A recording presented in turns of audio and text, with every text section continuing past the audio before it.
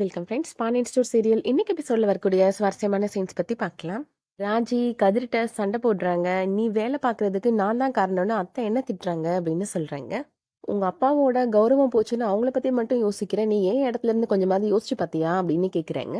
காசை கொண்டு வந்து என்கிட்ட வந்து நீட்டுற அப்படின்னு கோவப்படுறாங்க. நான் எல்லா உண்மையும் எங்க வீட்டுல போய் சொல்ல போறேன் அப்படின்னு சொல்றாங்க ராஜி. அப்படி என்ன உண்மையை சொல்ல போற அப்படின்னு கதிர் கேக்குறாரு.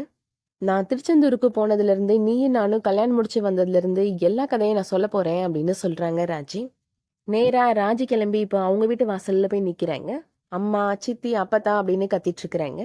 மீனாவுமே இப்போ வாசலில் நின்று ஃபோன் பேசிட்டு இருக்கிறாங்க. மீனாட்ட ராஜி இந்த மாதிரி உண்மையை சொல்ல போகிறத பற்றி சொல்கிறாரு கதிர்.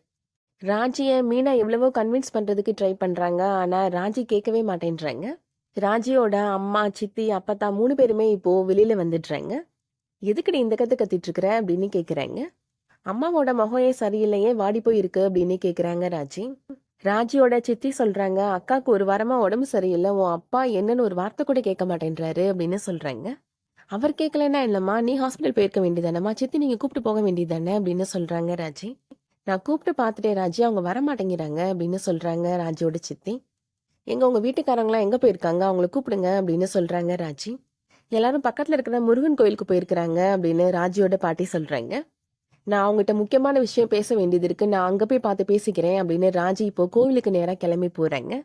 மீனாட்ட கதிர் சொல்றாங்க, நீ போய் அவளை எப்படியாவது தடுத்து நிப்பாட்டு, அப்புறம் அத்தை எதுக்காக இந்த கல்யாணத்தை பண்ணி வச்சாங்களோ அதுக்கு பயன் இல்லாம போயிரும் அப்படின்னு சொல்றாங்க. உண்மை தெரிய வந்துச்சுன்னா அத்தை தான் மாட்டிப்பாங்க அப்படின்னு சொல்றாங்க கதிர்கிட்ட. ராஜியை எப்படியாவது தடுத்து நிப்பாட்டணும் அப்படின்னு கதிர் இப்போ ராஜி பின்னாடியே போறாரு.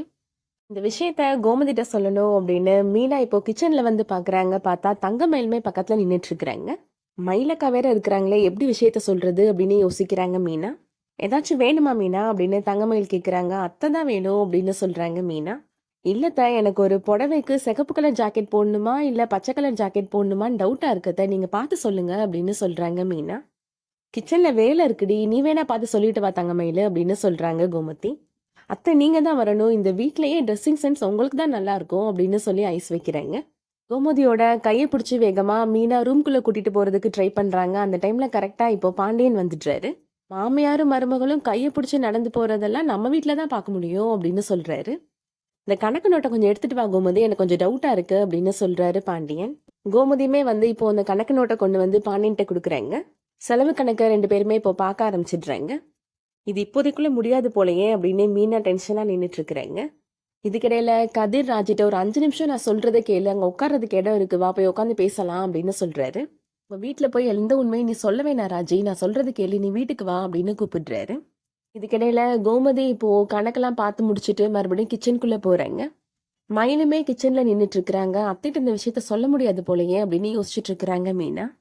அந்த டைம்ல கரெக்டா தங்கமயிலுக்கு அவங்க அம்மா கால் பண்றாங்க. நான் ஃபோன் பேசிட்டு வந்துடுறேன் அப்படின்னு போறாங்க தங்கமயில். இப்போ அந்த கேப்ல கரெக்டா மீனா கோமதிட்ட ராஜி போய் எல்லா உண்மையும் அவங்க வீட்டுல சொல்ல போறத பத்தி சொல்றாங்க. அதை கேட்ட கோமதி ரொம்ப டென்ஷன் ஆயிடுறாங்க. கதிர் ராஜியை போய் கூப்பிட்டு வரதுக்கு தான் போயிருக்கிறான் அப்படின்னு சொல்றாங்க மீனா. நான் போய் கதிர் ராஜி வந்துட்டாங்களான்னு பார்த்துட்டு வந்துடுறேன் அப்படின்னு சொல்லிட்டு வேகமா வாசலுக்கு வராங்க. பின்னாடியே கோமதியுமே வராங்க. இதுக்கிடையில நீ கூப்பிட்ட உடனே என்னால் வீட்டுக்கு வர முடியாது அப்படின்னு ராஜி கதிர்ட்ட சொல்லிட்டு இருக்கிறாங்க. நான் வரணும்னா சில கண்டிஷன்ஸ் இருக்கு, அதுக்கு நீ ஓகே சொன்னாதான் நான் வருவேன் அப்படின்னு சொல்றாங்க ராஜி. நீ ஃபுட் டெலிவரி பண்ற வேலைக்கு போ, இல்ல நைட் ஷிஃப்ட் கார் ஓட்டப்போ, நீ எந்த வேலைனாலும் பண்ணிக்கோ, ஆனா என் பேர் சொல்லிட்டு பண்ணாத அப்படின்னு சொல்றாங்க ராஜி. அந்த ராஜி என்ன அவளை கேவலமானவளா நினைச்சிட்டியா அப்படின்னு கோவப்படுறாங்க. உங்க அப்பா உன்னை எவ்வளவு ரோஷமா வளர்த்தாரோ அதே மாதிரிதான் எங்க அப்பாவும் என்னையும் வளர்த்திருக்காரு அப்படின்னு சொல்றாங்க. இனிமேல் என்னோட படிப்பு செலவு, என்னோட செலவு எல்லாத்துக்கும் நான் தான் சம்பாதிப்பேன் அப்படின்னு சொல்றாங்க ராஜி. உன்கிட்ட இருந்து நான் பணம் வாங்க மாட்டேன், இதுக்கு ஓகேனா நான் வீட்டுக்கு வரேன் அப்படின்னு சொல்றாங்க ராஜி. சொல்ற எல்லாத்துக்கும் ஓகே நீ சத்தியம் பண்ணு அப்படின்னு கேக்குறாங்க. கதிருமே இப்போ சத்தியம் பண்றாரு. அதோட இன்னைக்கான எபிசோட் முடியுது. இந்த வீடியோ பிடிச்சிருந்துச்சுன்னா லைக் பண்ணிக்கோங்க. ரெகுலர் சீரியல் அப்டேட்ஸ்க்கு நம்ம சேனலை சப்ஸ்கிரைப் பண்ணிக்கோங்க. தேங்க்ஸ் ஃபார் வாட்சிங்.